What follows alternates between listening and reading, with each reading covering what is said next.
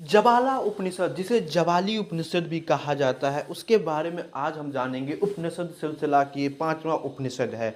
जो माइनर उपनिषद है, एसोसिएटेड जो है अथर्ववेदा से। हर वेद, हर उपनिषद एक वेद से एसोसिएटेड होते हैं। Veda through reflective brief inside it carry profound philosophical implication.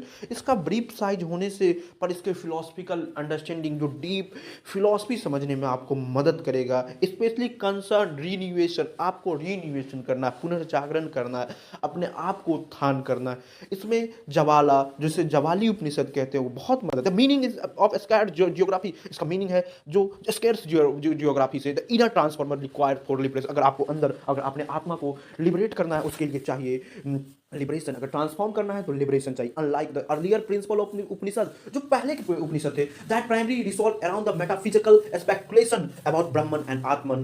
जो पहले उपनिषद है वो ब्रह्म और आत्मन की बात करता था, मेटाफिजिक्स उपनिषद पे बात करता है। But Jawali Upanishad integrate metaphysics with a consent spiritual path, जो मेटाफिजिक्स को स्पिरिचुअल पाथ के साथ लिंक करता है। और सेंटर ऑन द संन्यास और सैंक्टिटी ऑफ काशी, जो सन्यासी सन्यासा पे फोकस है, सैंक्टिटी ऑफ काशी पे फोकस है। From a philosophical standard point, जो philosophical stand point of Jabali, it represent transition of Indian thought. ये बताता है कि किस तरीके से इंडियन थॉट का ट्रांजिशन हुआ, where the ideal of renunciation become not merely social state but direct universal gift. जो रीन्यूएशन है, आपको पुनर्जागरण है, वो एक तरीके का सोशली अपलिफ्ट नहीं हुआ, बट ये समाज, ये यूनिवर्सल, जहाँ पे यूनिवर्सल गिफ्ट है, जहाँ से आप अपने यूनिवर्स के सबसे विद्वान, सबसे अच्छे यूनिवर्स के ज्ञाता के रूप में जाने जाएंगे। सेल्फ रियलाइजेशन होगा, उसके लिए आपको ट्रांसफॉर्मेशन करना होगा और रीन्यूएशन करना होगा। यही जवाली उपनिषद का एक बहुत बड़ा कोर कंसेप्ट है। One of the central philosophical concern of Jabali Upanishad legitimacy timing of renunciation, कि वो बहुत ज़्यादा फोकस करता है आपको किस टाइम पे अपने आप को रिन्यूएशन करना है, पुनर्जागरण करना है। ये बात जवाली उपनिषद बता। इन द क्लासिकल वैदिक फ्रेमवर्क लाइफ, और क्लासिकल जो वैदिक फ्रेमवर्क हमारा, जो लाइफ डिवाइडेड है चार आश्रम में, आश्रम, ब्रह्मचर्य, गृहस्थ, वानप्रस्थ और संन्यासा।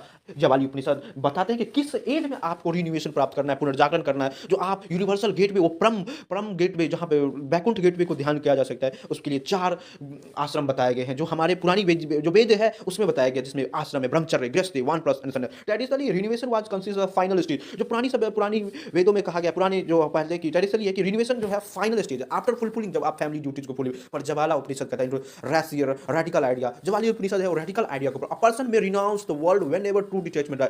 पर्सन अपने वर्ल्ड को, ये वर्ल्डली प्लेजर को छोड़ सकता है जब उसको अपने अंदर से फील आए कि ट्रू डिटैचमेंट अराइज हो। It does not insist on a rigid sequence of a stage. ये नहीं बताता कि आपका रिगिड सीक्वेंस कैसे होना चाहिए। इट सिर्फ रिफ्लेक्ट डीपर फिलोसफिकल इंसाइट। कब आपके डीपर, आपके मन से आवाज आती है, दैट लिबरेशन डिबेट, लिबरेशन का मतलब होना चाहिए inner maturity rather than chronological age, कि कब आप इनर से आपके आत्मा, आपकी आत्मन आवाज